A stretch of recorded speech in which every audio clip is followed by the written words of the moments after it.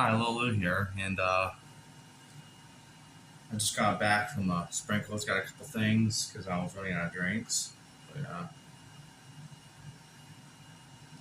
and okay, I was in the oven. So I'm preheating the oven because I was thinking about giving myself something lunch. I do have a work day today, so yeah,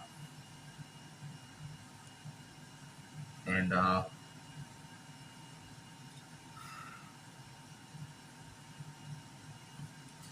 and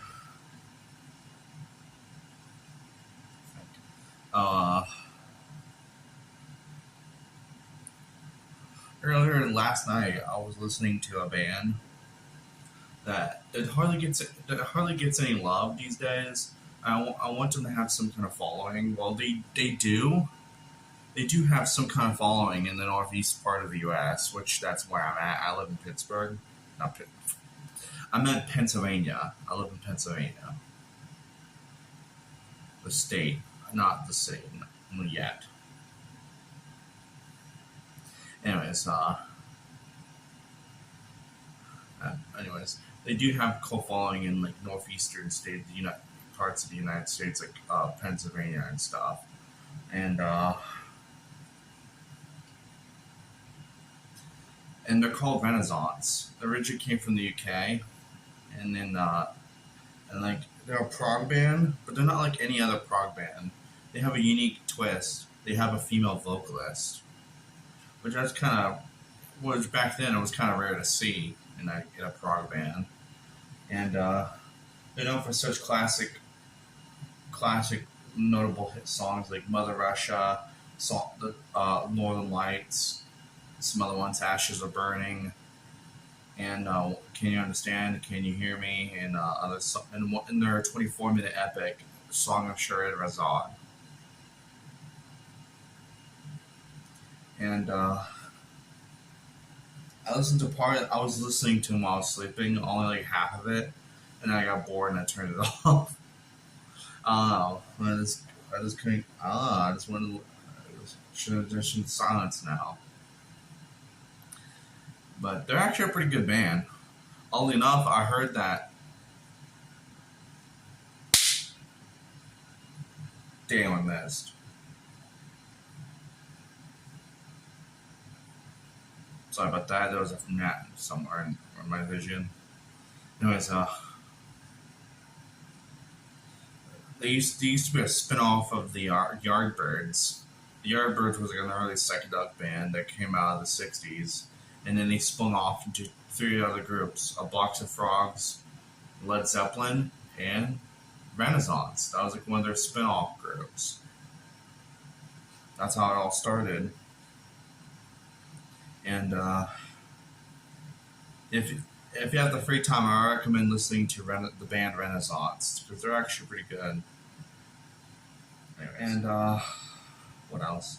Oh, some time ago, there's this book I want to buy on Amazon called "A Confederacy of Dunces." You're probably thinking to yourself, "That's a weird name." Well, oddly enough, it is. It is a weird name because it's set in like the New Orleans in the 1960s, and basically it's about this fat dude named Ignatius J. Riley, and he's like a well educated, he has a well educated mind, but he has no job. He's in his 30s, has no job, but eventually he has to get a job, and all the misadventures that happen around that time. So yeah, and I have it in my cart, but you know what? Let me check out. Damn it!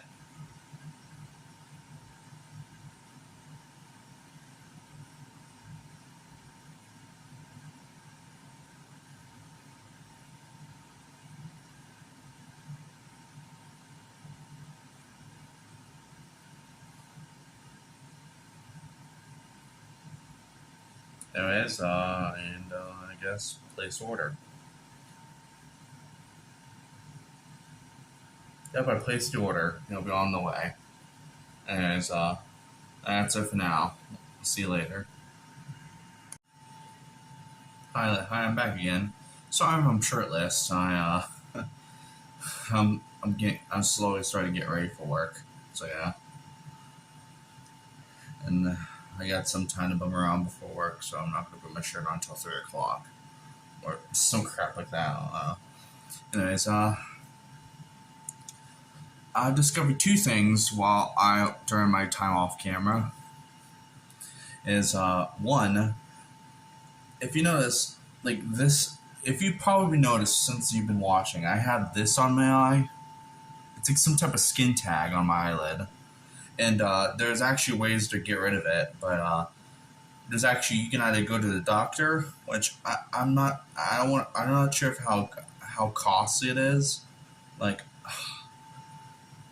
that's what I'm worried about. Like how is it? Is it really pricey to go to the doctor to get this removed, to get the skin tag removed? Like I don't know. Or go to chemotherapy, like use liquid nitrogen or something. But that's gonna be a problem because it's right near the freaking eye.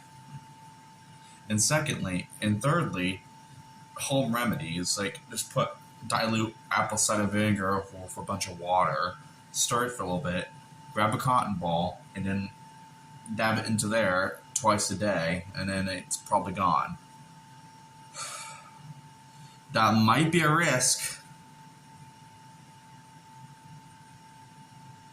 but I don't know. Because this is starting to piss me off, just looking at this.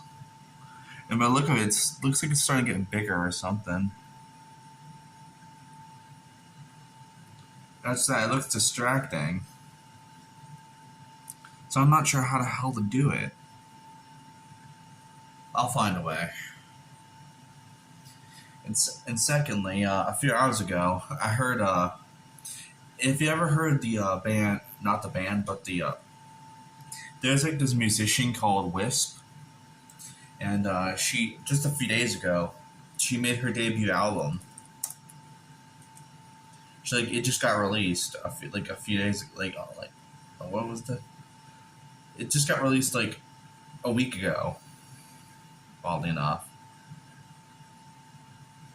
Not a week ago, 2 weeks ago, and it was like a follow up for her debut EP. This is her debut album, and for some reason, and like this is like, I want to listen to the first song on the album. It's called "If Not Winter." The song called "Sword." If you haven't heard of it, go give it a listen. It's actually the first single on. It's actually the lead single on the album, and I'm gonna say it's like it's like good, but it's also beautiful at the same time. Yeah, I never heard a song in recent years that to be good but also emotionally beautiful at the same time. I never knew that was possible. Like, oh my god, it's like amazing.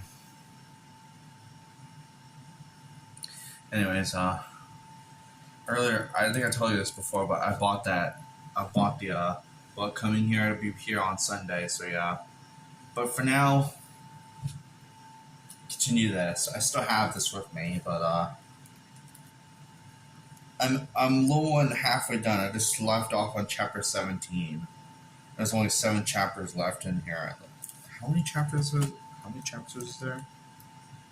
None. No. 24, including an epilogue. So 1, 2, 3, 4, 5, 6, 7 or 8 if you can count the epilogue. Like 8 sections left. I bet I can do it. I bet I can do it.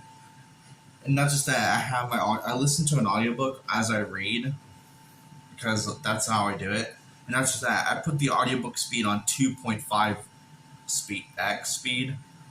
If you're wondering why I do that, because like it goes by quickly because you technically read faster than you read aloud, technically. So I put it on 2.5x speed, and according to the time limit I have left on it, it's like a little over an hour and a half left on the audiobook.